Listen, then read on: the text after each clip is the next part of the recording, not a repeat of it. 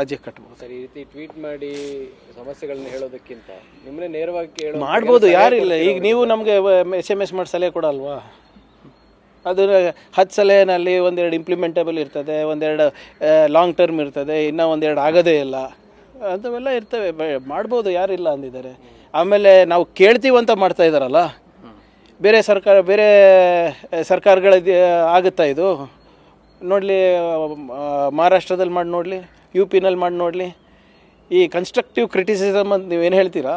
UPನಲ್ಲಿ ಮಾಡಿದ್ರೆ ಎಲ್ಲಿರ್ತೀರಾ ಸರ್? ನೀವು ಜೈಲಲ್ಲಿ ಇರ್ತೀರಾ. ಮಧ್ಯಪ್ರದೇಶದಲ್ಲಿ ಮಾಡಿದ್ರೆ, ಮಹಾರಾಷ್ಟ್ರದಲ್ಲಿ ಮಾಡಿದ್ರೆ ಫುಲ್ ನಿಮ್ಮ ಸಾಮಾಜಿಕ ಜಾಲತಾಣದೆಲ್ಲ ಟ್ರೋಲ್ ಬಿದ್ದುಬಿಡ್ತಾರೆ ಮೈ ಮೇಲೆ ನಿಮಗೆ.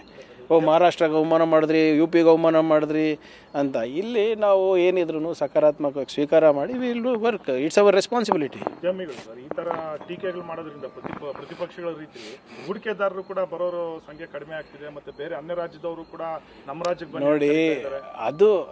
ನೋಡಿ ಅನ್ಯ ರಾಜ್ಯದವ್ರು ಮಾಡೋದು ಸಹಜ ಅಲ್ವಾ?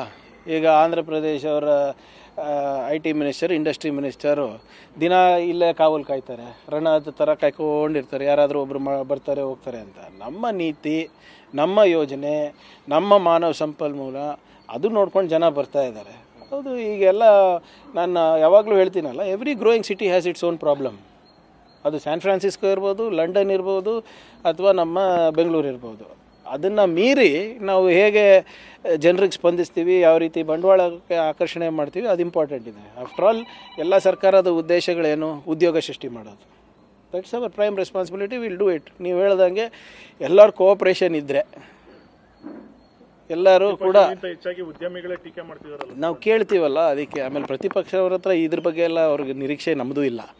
ಪ್ರತಿಪಕ್ಷದವರು ಯಾವತ್ತನ ಆರ್ಥಿಕ ವ್ಯವಸ್ಥೆ ಬಗ್ಗೆ ಇರ್ಬೋದು, ಉದ್ಯೋಗ ಸೃಷ್ಟಿ ಬಗ್ಗೆ ಇರ್ಬೋದು, ಸಕಾರಾತ್ಮಕವಾಗಿ ಏನು ಸರ್ಕಾರಕ್ಕೆ ಸಲಹೆ ಕೊಡೋದಿರ್ಬೋದು, ಅವ್ರು ಯಾವತ್ತದು ಮಾಡಿದಾರಾ?